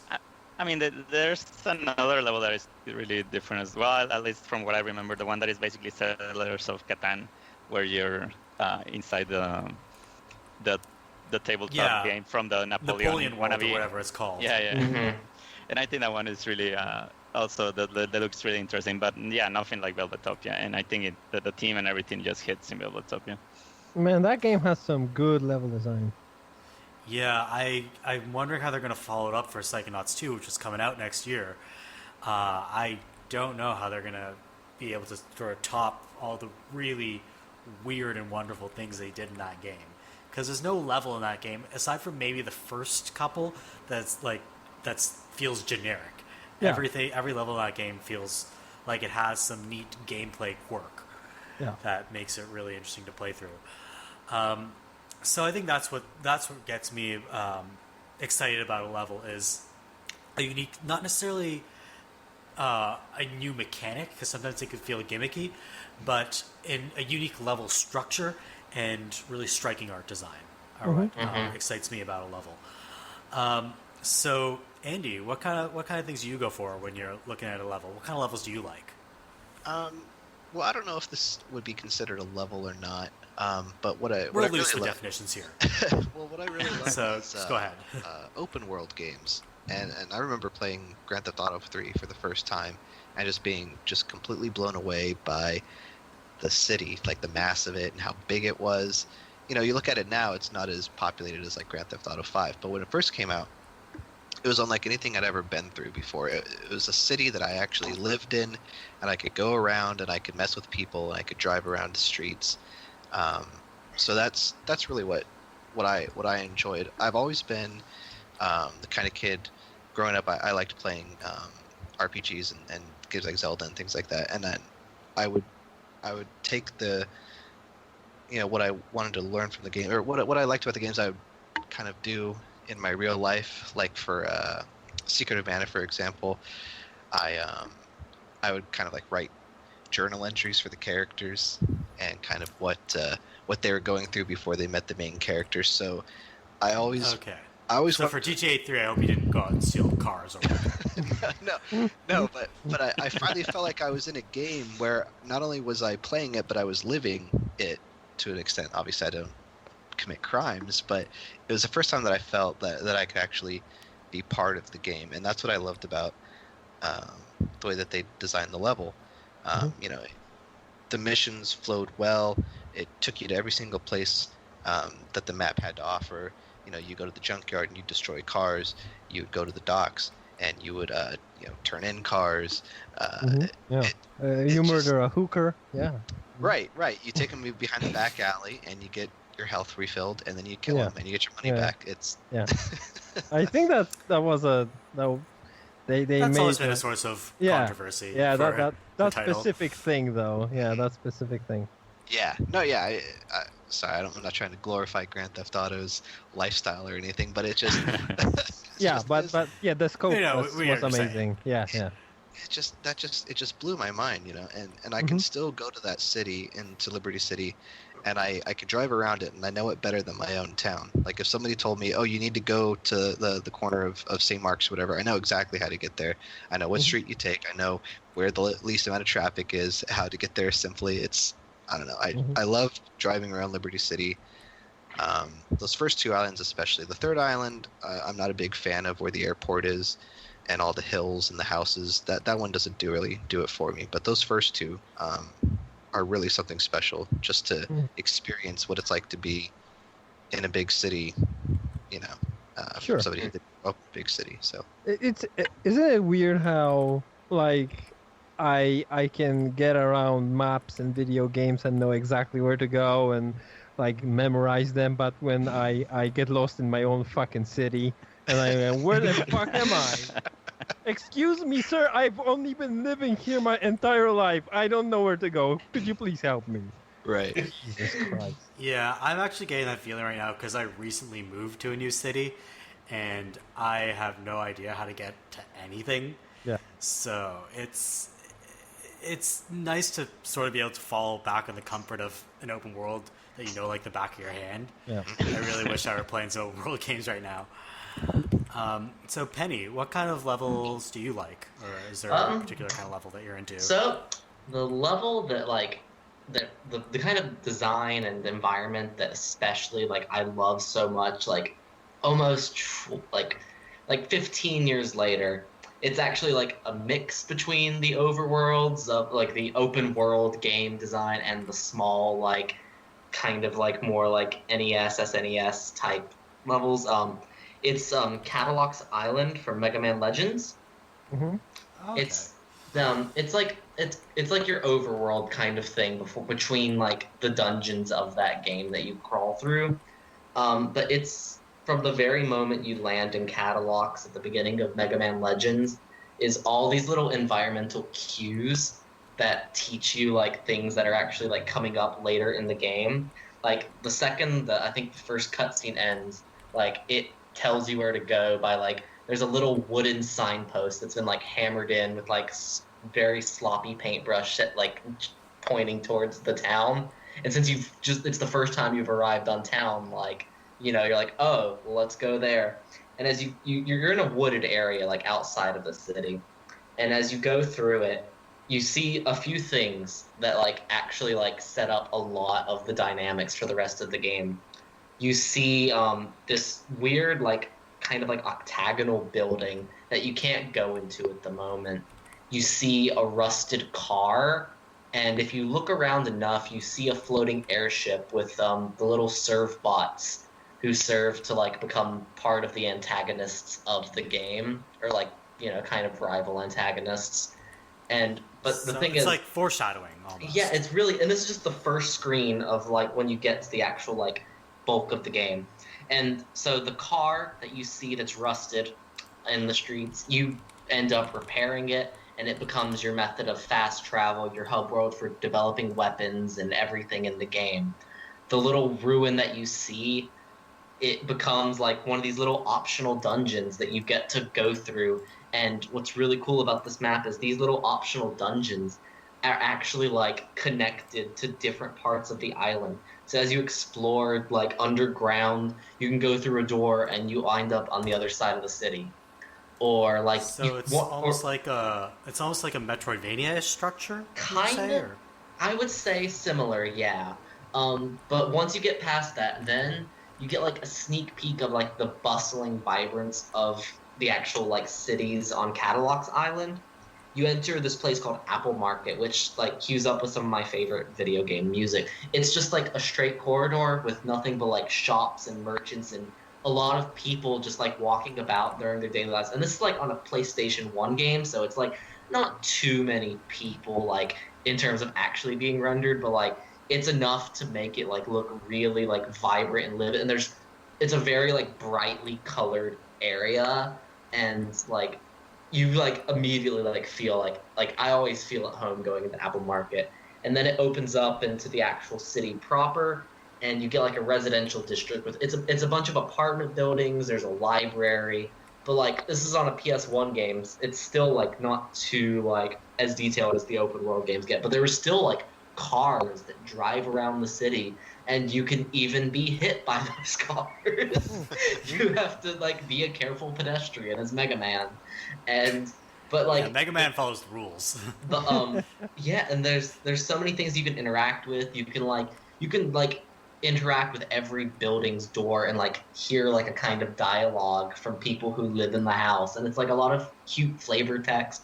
There's vending machines that you can choose to drink from. You can buy a drink from. It's most of the dialogue like, "Go away, Mega Man! Stop bothering us." It's just like why, Mega Man? Why? I don't even think you knock on the doors. You just like listen in. But but there's also like really ways in which you can interact in lots of different ways with the environments there. Like vending machines, like I was saying, you can buy a drink from it and replenish your health, or you can also kick it and get a free drink. Or if you do it too much, it breaks and explodes. Okay, so there are consequences for just stealing and drinks. There's a slight karma-ish system in the game, which doesn't affect much beyond like the actual flavor text you get from these interactions. Like if you do a lot of bad things, like your armor gets really dirty and like dark. And you can like other ways that this happens is like you can kick trash cans and like the lids will flip if they're empty, or it'll be like very secure if there's stuff in it. And that's where you can find items. In Apple Market, there's a can you can kick across the corridor, and if you hit it behind the counter of a shop, you get money for no reason. Just like in real life. Yeah. Right. But it's really fun, and like and there's other districts to this city that have completely different aesthetics as well. You go to City Hall, the City Hall district, and it's like condominiums. And there's like the police station. It's a lot of business like centric area. There's the bank. There's the police station. It sounds like they took into account what an actual city would look like. Yeah, and the geography makes sense. It's something I really love because like a lot of open world games are very bland. I feel in the way that they dot buildings. It's all very repetitive, grayscale. And there's other there is a district that's like very like dark and gloomy in Mega Man Legends, but it's like the industrial district. So like it makes sense for it to look that way. Man, I feel like you can even see this in within a series, like going from say Saints Row 2, where Stillwater is it Stillwater or Steelport? I forget which one's in. Stillwater's the first one. In Saints Row 2, yeah, that city has very discrete, easy to identify districts. Like here's the university, here's the industrial area, here's this residential area with nice homes. Here's the big commercial area with the Altor headquarters. It's very... every part of that city looks different. Seems like it serves a function. Then you go play Saints Row the Third, and every part of Stillwater or Steelport, I forget which one's which. Steelport, I think, is the Steelport. third. Yeah. I feel like we've actually flipped them around. Anyway, I can look it up later. We'll correct it in the link dump. Anyways, the Saints Row the Third city, every part of that city just looks the same. Yeah. And it's really hard to find your way around. and it feels like it doesn't feel like a real city because there's none of that difference in neighborhood. Every neighborhood looks like it serves the same purpose. Yeah, and one of the things that Mega Man Legends does, I think, with Cadillacs Island that I really like is, it's not an open world game. It's a game where you have to also, like, go back to a lot of areas and repeat, like, the sections you're going through, like, in the city to get to new things. But, like, the way that, like, the design works is that, like, they give you little teasers of all these places. Like there was the ruins I mentioned, and there's, like... Oh gosh, there's like when you get to like the uptown area at first, there's like a port, and you see all these things, and it encourages repetition in a way that makes it also feel fresh. Like especially as you get new equipment in the game, because like the houses in downtown, you can't get any like verticality in like your movements. But, like when you get spring shoes in like the first major dungeon of the game, you can start jumping on the roofs of the houses. And, like, in a lot of places, there's new things that you can find by, like, jumping on buildings. There's even, like, a side quest that involves you having to climb up and find, like, bombs on buildings, which is, like, a really fun way of, I think, like, encouraging further exploration. And Right, so it's one of those games where you can sort of see the secrets ahead of you, and then you can come back to them. Yeah, and that also... Engage them later. It extends to like the dungeons too, because there's like walls you can't break to start with, but you can break them later. But it's really the overall I love a lot, and there's also there's actually like a level of personal investment in it too, because if you do bad in a lot of the main story missions that start the game, the districts and the buildings in them get destroyed, and like people lose their homes. It's bad. Like the bank can get destroyed. The police station get destroyed. If you're like when you first when I was 5 when I got this game. I wasn't good to start with, so a lot of buildings got destroyed. And, like you feel bad, and people like talk about it and.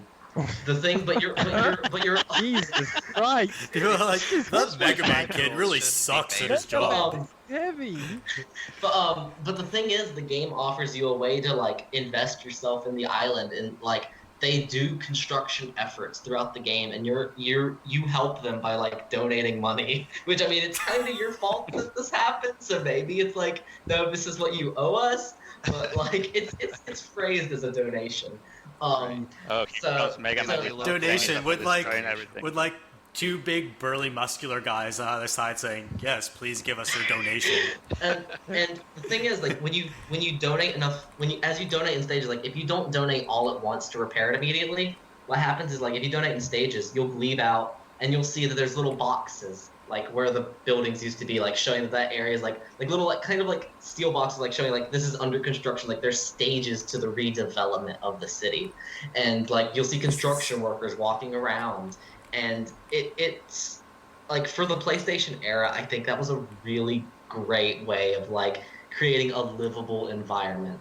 And so like Cadillacs Island is something like I still remember, like the game came out in like 97, I think. I got it like 2002, but it was something that like I still think about the way that I think about that city and like the people in it like so many years later.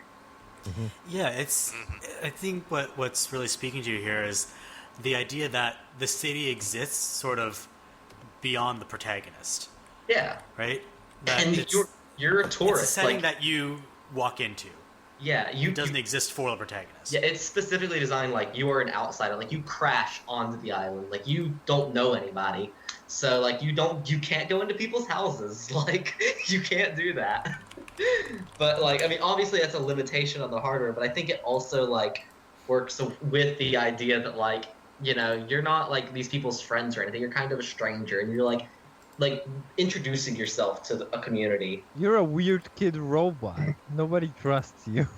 Oh, the Mega Man in the in Legends, he's like much more human, I think, than the others. But yeah, but he's still made a robot. I mean, exactly. Never blue body with the little boy head. I mean, I think it's like I'm pretty guys, sure. Are we prejudiced against androids? I don't.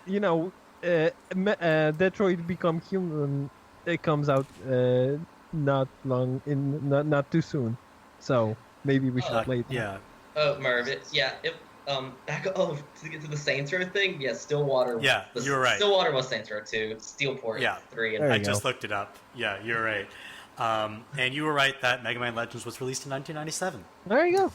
Wow. Hey, we're all correct today. This is great because usually we're wrong about a lot of things and have to go back and I was like, in add 10th to the grade in Linkdump. 1997. Jesus Christ, you were what, 2?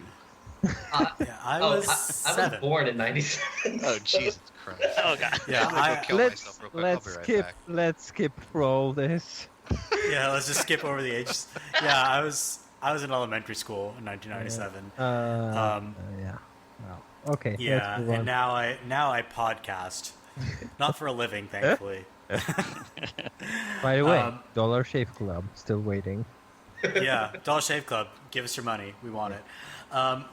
So I think one of the things we've identified as making an interesting level, we've identified that the level feels like it exists sort of outside the protagonist.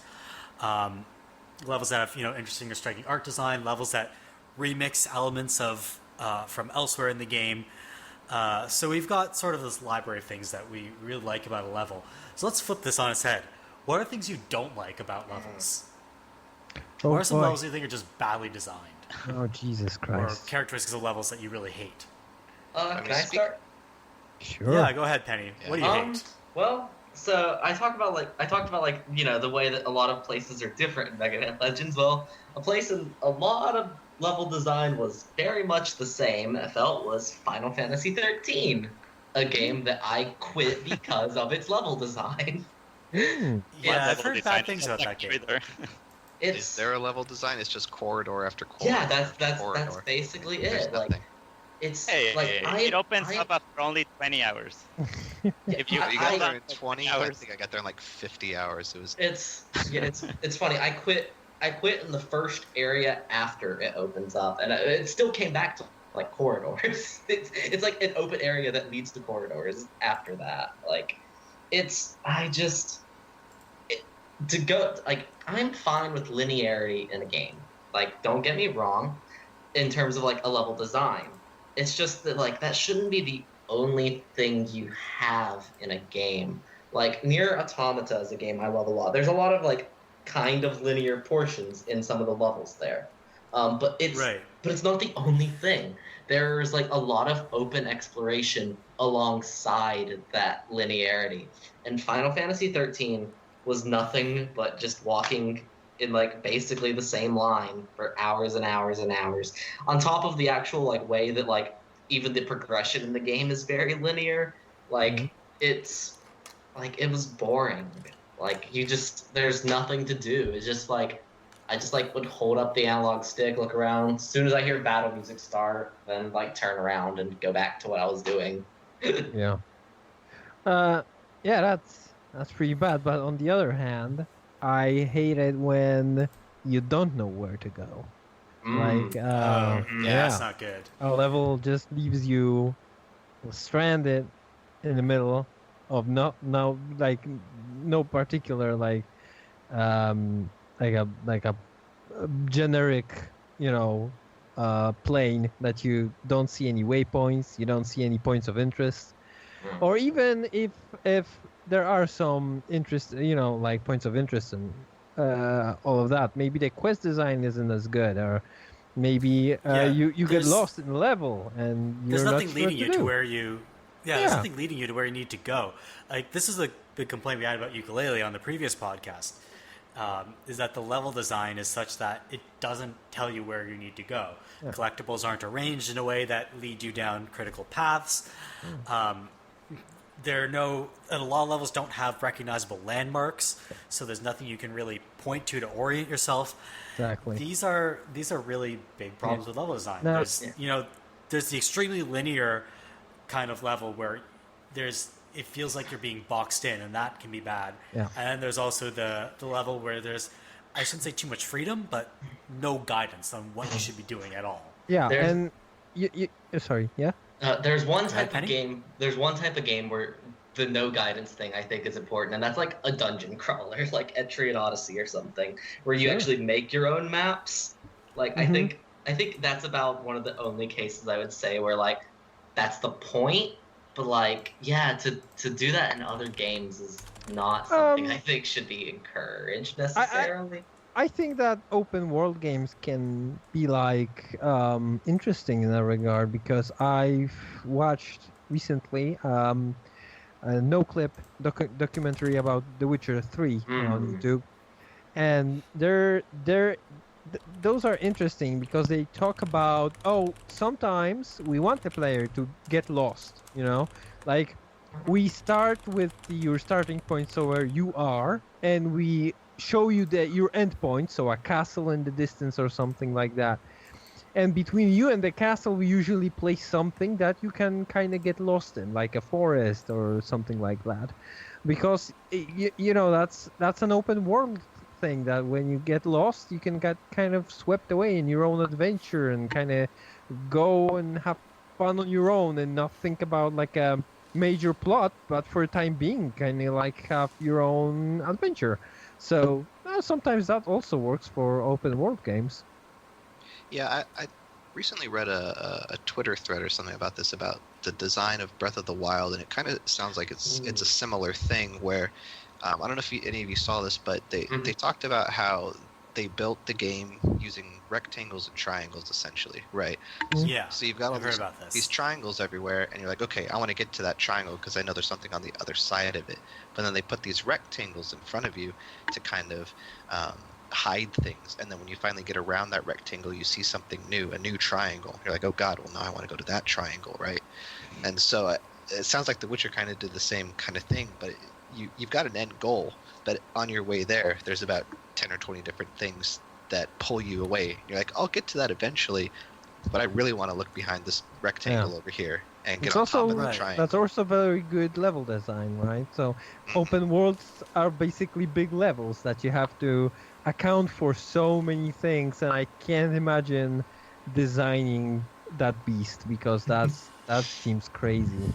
But I mean, there's a lot of like the open worlds that have the. I mean, Breath of the Wild has some of it, but not as much. Like, oh, this is the tower, and these are the things that are in beside the tower, and you need to dominate that tower and control it, and then go to this other tower and whatnot.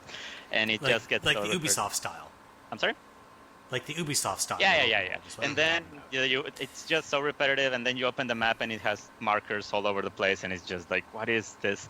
While in Breath of the Wild, you just feel the adventure because the towers make sense. You can look around and you see things like your character sees things instead of, oh, okay, because I'm here now, there's 20 new points in my map that make no sense and I don't care about them. It's so overwhelming that I just don't do them.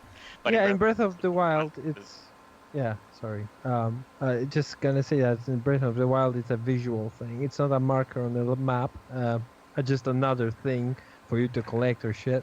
It's like you look around and you're like, oh, that looks amazing. I want to go there. And like when you're walking around and then you suddenly see the dragon or something. It's just so amazing because there's no point in the map that says, oh, yeah, go there and you'll see the dragon. It's just that you encounter it and it just feels like an adventure. So when you see, like, I think the star that falls, like you see the lights over there and you're like, oh, I never seen this. Let me try to see what the hell that is.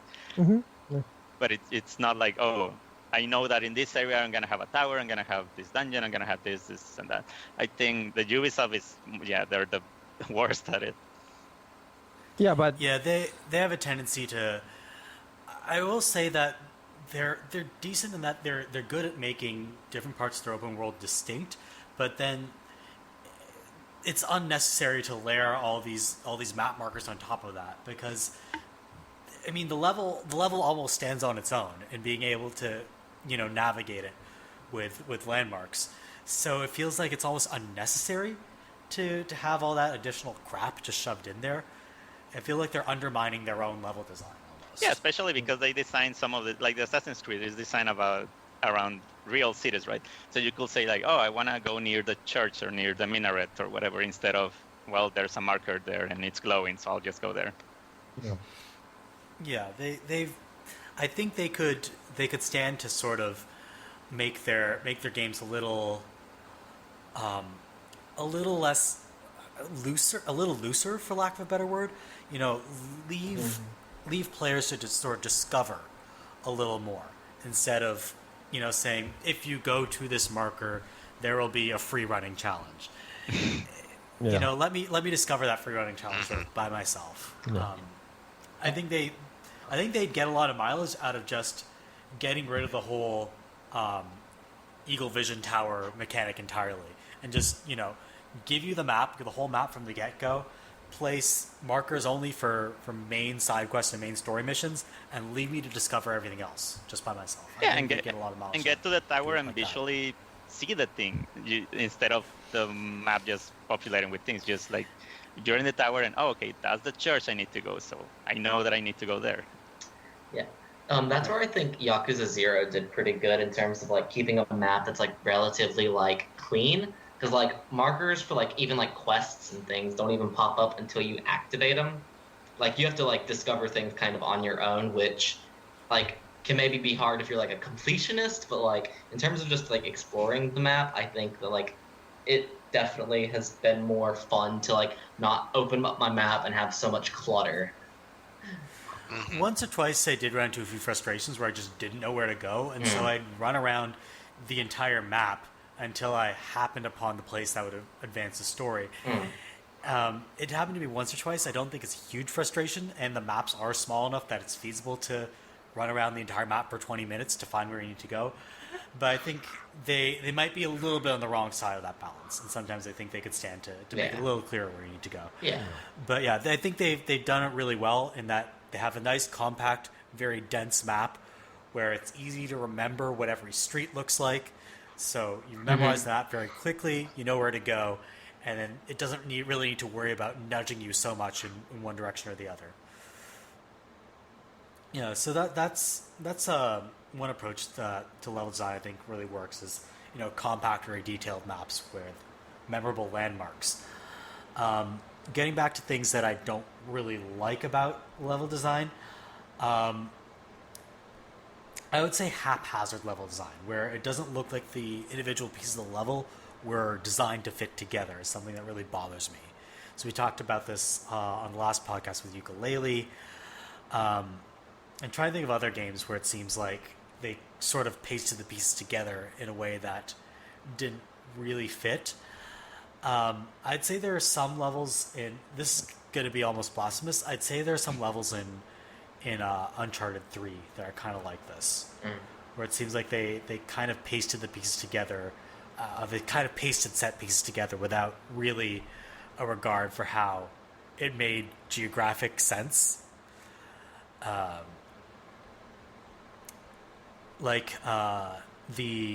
example, the level in Syria, I think, it's the way it's set up is that you go through what seems like this endless ruin, and it doesn't seem like it makes geometric sense that the ruin would be as spread out as it is. So that's one level sort of frustrated me. It seems like they just sort of pasted together different parts of the dungeon without regard for. I really how they don't fit remember together. much about that game, so. Yeah, Uncharted 3 is I'd say the least memorable of the Uncharted games, partially because its level design isn't as strong as Uncharted 1 or 2. I mean, Uncharted 1 has a lot of issues that Yeah. I'm not going to get into right now, but it doesn't feel as strong as, say, the level design in Uncharted 2 or 4, where it seems like they really labored over how to lay out these levels, and they really labored over each enemy encounter. Yeah. Uncharted 3 enemies, that's the other thing Uncharted 3 has, kind of bad enemy placement, Oh, yeah. where they just have enemies that troll you, and they put you at a disadvantage sort of on purpose. Not great. Yeah, the last stretch of Uncharted 3 didn't make any sense for me. Like, geographically, and it didn't seem very organic at all. Very strange. Yeah, when you're sort of wandering through the desert and you just happen upon where you need to go. Yeah, I don't know. And then Wait, that's earlier in the game. Never mind. See, I don't even remember the sequence of events. It's kind of silly. It's not. Yeah. Are there any other level design frustrations you guys would like to share? Yeah, I'm a backer of Mighty Number 9, and that game has some. Oh boy. So you know how Yeah. the old school Mega Man is designed in a way that almost it's like per screen, and each screen you can see like, okay, these are the things that are there, and I need to find a way to take the less damage. So either there's several ways I can do this. I can use the weapons that I have, or I can just travel. It's designed in a way that you have like 2 or 4 different ways. Then in Mega Man X, the world opens up a lot because you can dash and you can also like wall jump. So the levels are more vertical and horizontal, and they're bigger. In Mighty Number 9 is designed in a way that is kind of like a mix of both, but it doesn't work. The screens are kind of like the Mega Man old school ones, but Beck has this infinite air dash. There's an infamous part in the cryo level, the water one, where you can just ignore the whole first part and just jump real high and then dash, and you will finish the first bit without encountering anything at all. Right, They did right. not. No, they did not didn't test realize that that they very could well. do that. No, Yeah, no. that would make me cry like an anime fan on prom night. Oh, Jesus Christ. Don't even. But the other problem with Mighty Number 9 is that a lot of the levels are designed in a way that the game basically tells you how to do it. Like it throws away that whole thing in Mega Man, that trying to figure it out. Basically, if you kill this enemy, it will give you like the fire enhancement for your gun, and with that fire you explode these barrels, and those barrels explode and kill this guy, and that guy gives you this, and blah blah. If you don't follow the sequence, then It becomes really difficult. you right? don't feel like you're playing it correctly. And then at the end, because you get scores and whatnot, you're like, oh, so I guess I need to play it like this because this is the correct way. And I think that just goes against Oh, the whole man. Mega Man. It's against the whole Mega Man ethos of Mhm. you play as You know, Yeah, I love it when Mighty the Number game, 9 was a failure. Sorry, go ahead. I love it when the game tells me you're not playing this correctly. right. You gotta change. You gotta change it up a little bit because we don't like how you're playing this game. Yeah, I don't mind, scores in a level being judged on, things I screwed up. Yeah. But what I do mind is, giving me a very regimented path, and if I deviate from that path and still reach the solution, you tell me I'm playing it wrong, that really bugs me. Yeah. Like, I succeeded. I made it through the level. Why are you telling me I did it wrong? Yeah, if You you know? didn't want me But- to do it but- that way, don't let me do it that way. Yeah. Yeah, exactly. But I think another- with Mighty Number 9 is because the main mechanic is the dash, and what it happens is that you need to kill the enemy and then dash really fast after it's like in this some sort of stun part to get the 100%. So that means that the game, it always needs to be played like that. You hit the guy, then you dash. You hit the guy, and then you dash. So after you play a little bit, you see that there's clearly a way that the game is designed to be played. And I think that's just completely wrong. Like it needs to follow. You need to follow this path. You need to kill this guy first, dash, then this guy and dash, then this guy and dash. Instead of, what if I want to kill the third one first? What if I want to use the ice, weapon first? No. So it doesn't really give Yeah. you room to improvise or anything. Like, you've got to play it the way that they want you to play it. Yeah, and it's fairly obvious. Like if you mess up, you feel like, oh, okay, I broke the sequence. Yeah, games are like checklists. You gotta just go and go after Yeah. another check. If you can't invent on the fly, it seems like you're being really boxed in, and that Yeah. sort of level design and enemy placement can be really frustrating. Mhm. So, before we call this podcast to a close, are there any other level design thoughts you guys would like to share? I Yeah. actually Go had ahead, Penny. I had one other peeve that's like related to the Mega Man series and like platformers kind of in general is like whenever like it might be more like an older game type thing like with hardware and such, but like ones where like enemies can spawn off the screen and shoot you when you can't see them. Oh, jeez. That's Oh, like God, especially I hate that. especially in a section that's like perfect like pixel perfect platforming that has holes that can kill you instantly. Being hit by a bullet that you can't see until after you jump is like the Mhm. worst. And some of the Mega Man games were like really guilty of doing that.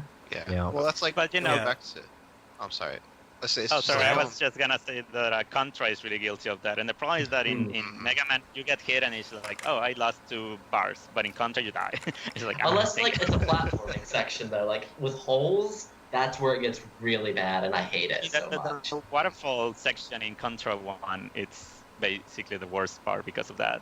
That you don't know when they're coming. If you can even jump up and you don't see your character and you die because something hit you that you cannot see as well. It's like, oh, Great. okay. That sounds great. Really terrible. You know, like even some modern games have this problem. Do you know that in Far Cry, the first Far Cry, you can be shot through walls? Oh, Sure. That sounds Yeah. kind of cool, though. Yeah, I mean, it's like there's some games where it's a mechanic, like in Perfect Dark, the Farsight gun can shoot through walls, but this is like a bug that was left in. You're That's not not good. supposed to be able to be shot through a wall, but Sure. enemies can do it. You can't shoot through a wall though. Oh Yeah, man. so that's like reason number Ah, 10 why that game bugs is are garbage. bugs are garbagey overall everywhere. But I would want to just I have two games that I want to just say that level design in those games is amazing. Like the first game is Castlevania 1. It's like Yeah. really good asshole level design. Like It's like, if you have why don't they call it Kaizovania then? yeah, if you have to jump somewhere, there's probably an asshole enemy there that's really making your life miserable. And that's actually kind of Dark Souls shares that level design with Castlevania. That like okay, exactly. At this spot, this enemy will be there, and it'll be the most inconvenient thing ever. You don't like the Castlevania stairs with the Medusas going around? Ah, Jesus. Those Don't are get me great. started on those. And the second game, I would like to say it's like Wario Land 3, which is a really good platformer, the best platformer ever made, in my opinion. And the level design in that game is just incredible. It's like every level has like 4 different endings, because every level holds 4 different treasures. And it's a little bit like Metroidvania style, where you have to go through the game and then you can return to a level and then collect additional treasures. And sometimes, and those are the best levels, you can collect all of the treasures without, any additional abilities.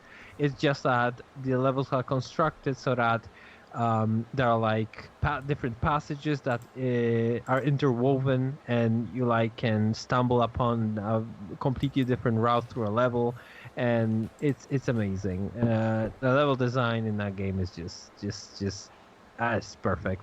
It's a fantastic platformer. So it's on a Game Boy Color. So if you ever catch it on like a virtual console, I would advise you to check it out.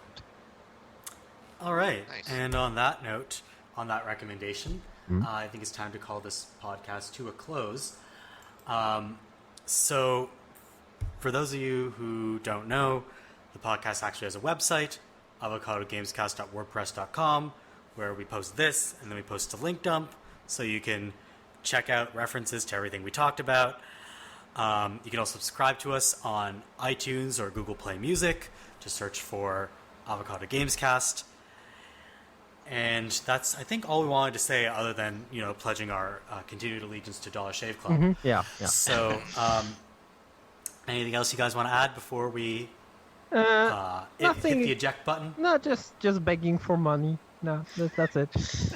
Yeah, Yeah. this has been a real lucrative endeavor for all of us. So, thank you guys all for being on this podcast. I know Andy, Kajigger, and Penny are all new. So, thank you guys. You guys are all great guests. Fantastic. And thank you to It's a lot Science of fun. for Yeah. being a returning veteran. Oh jeez, I'm old and I'm I'm used up. Like an Everyone old is- rag. Used up all your energy. Exactly. Everyone is old against Penny, so I'm so sorry. Yeah, I'm still pretty young, I think. Not really. I feel old now. I feel old every time I have Penny. Every time I have Stoneheart on the podcast, I feel old. Guys As are long younger as than me. we're playing video games, we're young at heart. Exactly. On that note, Sure.